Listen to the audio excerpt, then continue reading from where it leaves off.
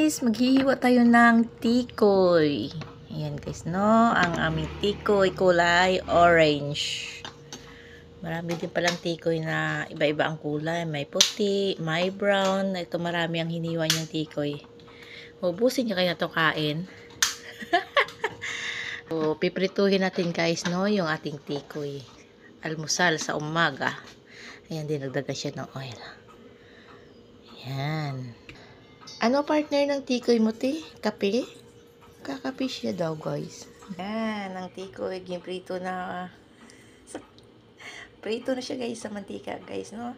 Nasarap na ba yan ang tikoy, guys? Iprito. Makidul-kidul siya. No? Pag hinawakan mo siya, guys, para siya kandila, eh. Pero masarap siya. Hindi siya sobrang tamis. Hindi kagaya ng orange at saka ng white, guys. Ano siya?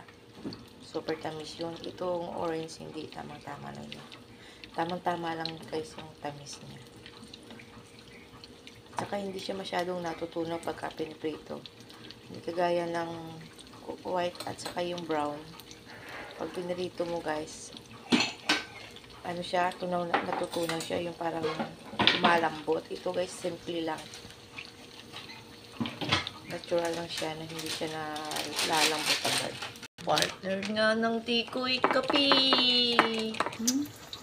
Guys, no, pagka yung pinagdikit sila ay hirap siyang baliktarin. Ayan, malambot na siya, guys, pero pag siya inaluto, bumabalik siya sa dati. Ganyan siya pagka naprito na siya, guys. So, ayan, dumikit na siya, guys, no. Hirap siyang tanggalin. Kailangan siyang paghiwalayin. Ayan. Kasi tumitigas siya, guys, pagkatapos luto. Binabaliktad siya, guys. Kailangan siyang baliktadin, guys. Yung puti. Di ba blue yung ginamit kang? Simuli mo dun. Kaya pala. So, ayan na, guys, na. Ilalagay na sa kanyang pinggan.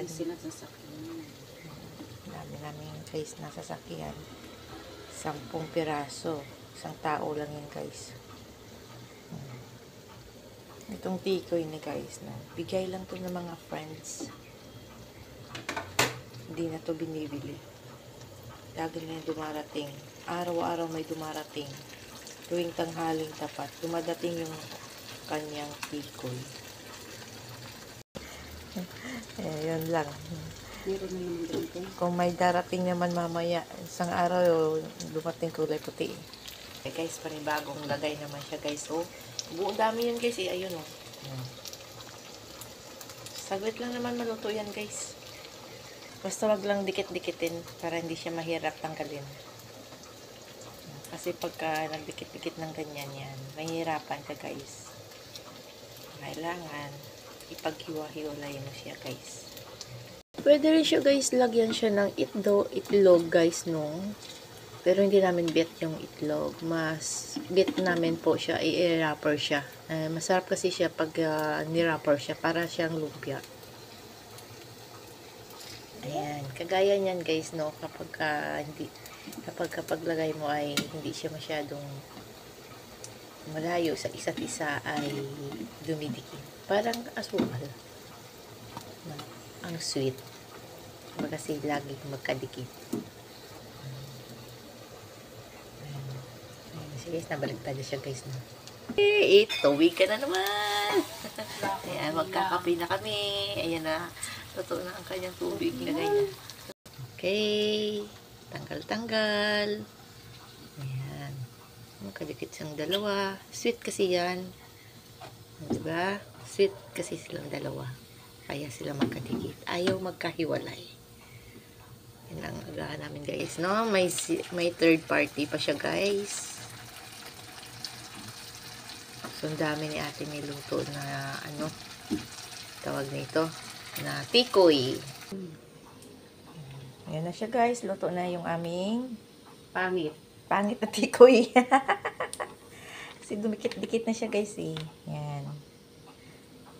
Kaya yung iba gusto nila lagyan ng itlog para hindi siya dumikit. So guys, ito na ang aming breakfast. Hotdog at coffee na meron siyang tikoy. Ayan. Tsaka meron kaming tinapay.